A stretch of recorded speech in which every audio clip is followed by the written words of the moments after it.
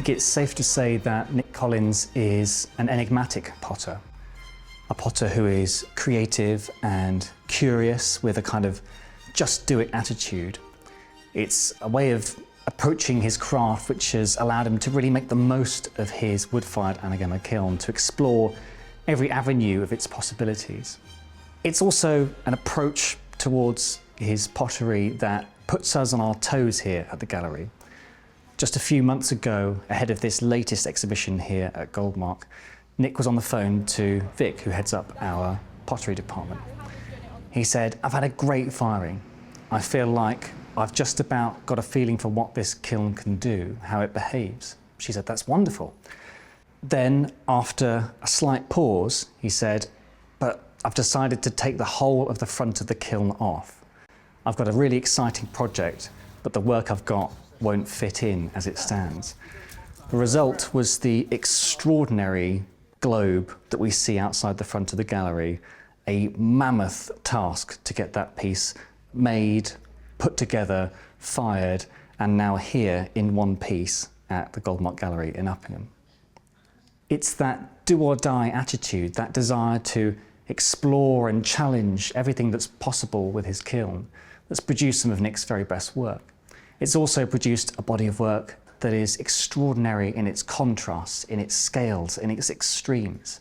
That's why the same potter who looks like a Viking can make this great big shield inspired by the TV show Vikings, or this beautiful, huge dish behind me, fired in the firebox, encrusted with ash and with the imprints of his deerhounds in it.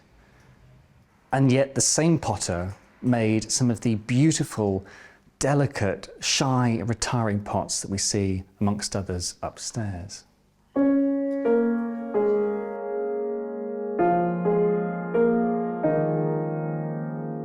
As we come to the upstairs gallery space, you will immediately see the contrast between those vast, expansive, adventurous platters that we saw downstairs and the forms around me here on this back wall. We're surrounded now by functional pottery, pottery with historic ties, things like these beautiful Bellarmine bottles to my right, or these Devonshire jugs, these bowl shapes here. If I pick up this little bowl or cup form, this little sort of guinomi, you can see how beautifully deft the throwing is on this form. It's been thrown really quite thinly. It's in complete contrast to those thick ash-encrusted surfaces, that very thick chino decoration we saw on the shield downstairs, this beautiful ash pooling at its centre. And so we get a picture of Nic as a potter of contradictions, a potter of contrasts. Much of his work is functional, it's domestic, it's of the scale that we would have inside our homes, that we would use to eat food from, to drink. And potters who make that kind of work normally rely on consistency. Production throwers, they want something reliable, something they can make time and time again, they know is going to serve that purpose. Nic is very much attached to those forms feel important to him, and yet the firing process they undergo in his anagama kiln, the way that he extends that firing, the way that he pushes it to its very limits, making the flame move throughout the pack, throughout the often quite loosely packed kiln, really forcing the ash to move and leave its mark on these pots. This is not a consistent, efficient, productive way of making things, but it is one that produces surfaces and textures of real beauty.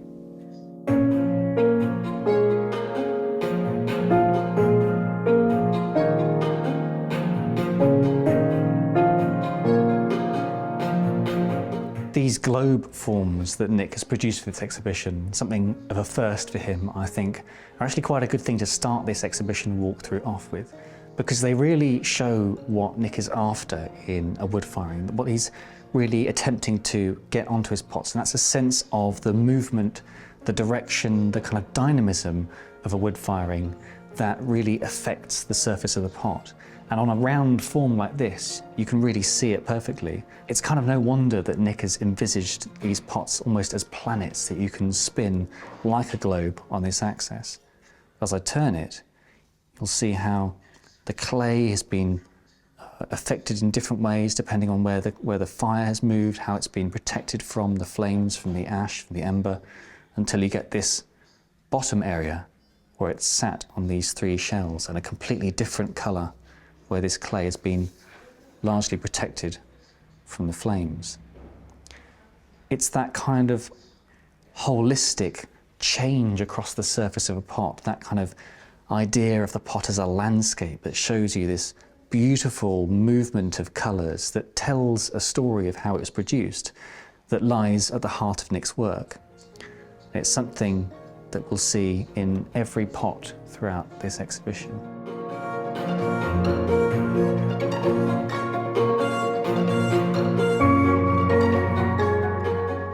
Nic fires his work in an anagama kiln. That means a single chambered kiln. He fires, I think, for sometimes 4 or 5 days with a wood firing that's stoked over that period of time. The temperature is slowly brought up to its climax, and the pots are kept at that temperature to produce some of the extraordinary effects that we see on them. It's a method of making pottery that is at least probably 1,000 years old.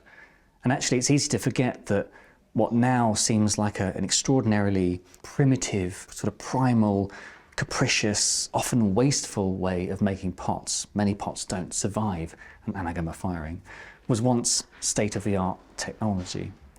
You can see on these two shelves how, on these various different bottle forms, depending on where they've sat in the kiln, how they've been sat, how they've been thrown, how the fire has affected the surfaces of them, that they've got very different, distinct shapes, faces, colours across them. Those elements of chance and happenstance would have been simply a product of circumstance back in the old times when people were using anagama kilns to make production wares much like these.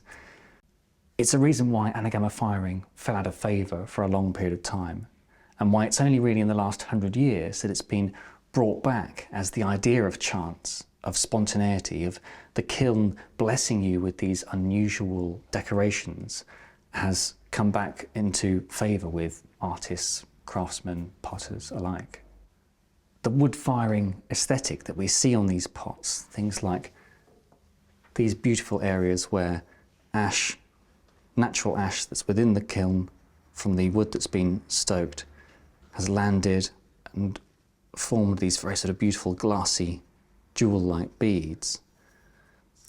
It's these little chance accidents, these sort of slightly metallic surfaces that you get in the heavy reduction. A lot of the kind of appreciation for this aesthetic, this style, has come from the East, in particular Japan, and that's certainly true for Nic. He's been moved especially by the pots of the Japanese potter Shiro Tsujimura, whose work seemed to emerge almost in spite of some of the bizarre choices that he made, the kind of unusual decisions that he made in firing kilns. Nic, I think, has some of that spirit in him too, that idea of pushing the envelope, of seeing just how far he can let things go in search of new kinds of beauty, new kinds of texture, surface, colour in his pots.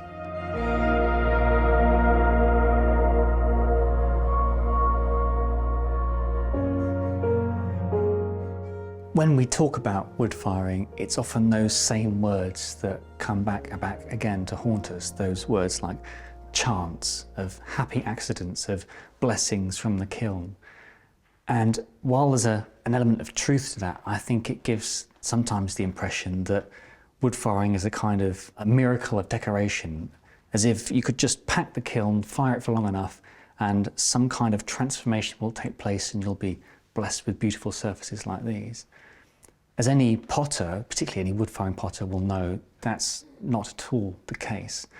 A wood-firing kiln is not just a tool, it's a kind of environment of its own. It's an environment in which not just the ash and the flame are important, but all kinds of unimaginable variables. Things like the atmosphere within the kiln, the weather outside, the actual clay that's been used, the wood, how old the wood is, when it was cut, how long it was dried for. All these different factors can feed into what happens during one of these firings. And if a firing starts to go in the wrong direction, it's a bit like trying to steer a ship, a vast ship, off collision course. You're trying to battle all of these different factors to bring about a kind of imagined result. Nic likes to call it out of control control, if that kind of makes any sense. There is a kind of precision to what he's doing. He knows how his kiln behaves, and he knows how placing certain pots in certain areas of the kiln will allow him to get certain surfaces. The very big differences between surfaces where you've got very high incrustation of ash and others that are much smoother. And it's that that produces these beautiful contrasts across his pottery. It's also a way of working, though, that is particularly precarious and dangerous, that produces often failures, disasters, pots fused together. There is a reason that we often talk about wood-firing pots as survivors, and the beautiful marks that they're left with by fire and ash as their scars. There's a real tragedy seeing Nic taking two beautiful pots out of the kiln that are fused together and having to decide which one he's going to save. And so, at the end of all that, we have to ask ourselves the question, why? Why does somebody very intelligent, creative, imaginative, why do they choose to put themselves, in this day and age, through such an extraordinary ordeal for their work? I think Nic would answer that question very simply, and that is that there is no other way of firing a pot that gives him what he's looking for, the kind of extraordinary palette of colours, of textures, of effects on his pots that we see in this exhibition. They're particularly displayed, I think, on these tall bottles. There's a number of these throughout the exhibition. It's a beautiful form that requires real skill in throwing, quite a tall vertical form on the wheel, and is then laid belly down in the kiln so that you get these two separate faces. One where it's been protected, sat on the kiln on these shells here, and where you can see all the ash has slowly run as it's started to cool into this glassy colour, and the top surface where it's been really blasted with ash from one of the side stoking holes or natural ash that's been circling around in the kiln. Despite all of its associations with chaos and ruin, I think Nic is after quite precise things, and it's that kind of precision in him, that ability to see through the chaos of a wood firing to the effects that he's after, that allows him to make the kind of work he does. Precision normally breeds taste, an idea of, I want not this, but that, and taste with it a vocabulary. And in Japan in particular, there is a really real, rich visual language for the different kinds of effects that you get in a firing. In Japan, you might find words for a particular surface that reminds you of sesame seeds or of citrus skin. Little specks of feldspar that protrude from the side of a pot are called crab eyes. For Western potters, they've had to come to this kind of wood firing without that kind of rich vocabulary. They've had to search for it themselves. As a result, I think it's bred real kind of unique individuality in their pots, and Nic is no exception to that. So without a kind of native vocabulary to describe the many different effects, different surfaces we see on these pots, it got me thinking, walking around this exhibition, how we talk about wood-fired pots, the kind of words that we tend to use.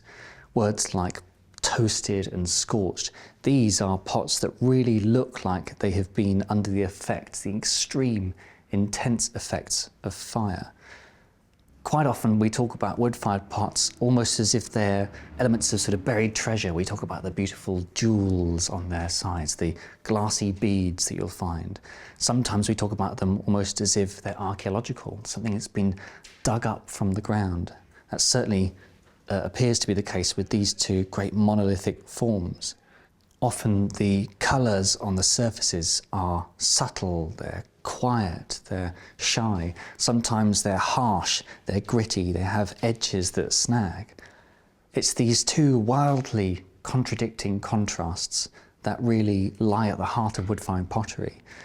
And it's only in the hands of people like Nic Collins that these two completely different extremes, these extreme ends of the spectrum, can be brought together coherently, interestingly, excitingly in a show. But one of the phrases that I'm guilty of using all the time when talking about wood-firing pots, and Nic's pots especially, is that old chestnut that every time you look at it, you might find something new. It's a phrase I feel guilty about using because, in truth, it's true of all kinds of pottery, all kinds of art. But I think it speaks to something that is quite powerful about wood-fired pottery. It speaks to a kind of really quite deep draw that those who enjoy this kind of pottery feel within it. And that's our human capacity to need and seek beauty. More than any other animal, we don't just seem able to spot, to be able to define and express what beauty is, but to redefine it, to seek it, to reshape it in whatever form we think it takes. I think really good wood-fired pottery is not just about these extremes of surface and colour and texture. It's about tapping into that place inside us, that kind of openness to beauty, that desire in us to pursue the beautiful. And in wood-fired pottery, it shows us it in a completely different way to what we're used to.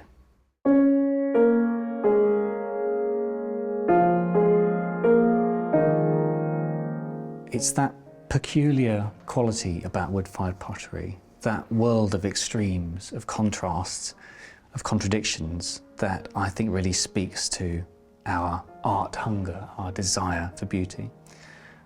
But more than that, I think what's really powerful, what really ultimately draws us to wood-fired pottery is its relationship with time and with change. You take a wood-fired pot like this beautiful Bellarmine bottle, you turn it in your hands, you feel it with your fingertips. You don't need to know anything about wood firing. You don't need to know anything about pottery to understand that this is an object that has undergone profound, intense change.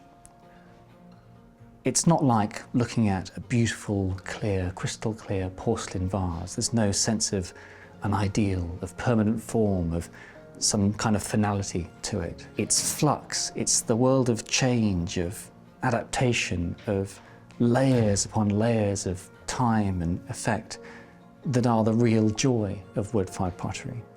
And that, after all, is really what lies at the heart of that phrase, every time you look at it, you see something new. We see new things in wood-fired pottery, not just because they have these beautiful encrusted surfaces, not just because of these extraordinary changes in colour across their surface, not just because we can read their story in them, we can read where they were placed in the kiln, the movement of the ash, but because every time we come back to them, we have changed. We are different people. We seek new kinds of beauty. We value different kinds of things. All pottery has this relationship with time and with change. But it's hard to think of another kind of medium than wood-fired pottery, where the idea of change, its manifestation in colours, in textures, the emotional change in it is so palpable, it's so readily available to us. That, I think, is the real beauty of Nic's work. He gives us change in these beautiful pots, and as they live with us and we change with them, there is an ongoing, lifelong dialogue to be had with them.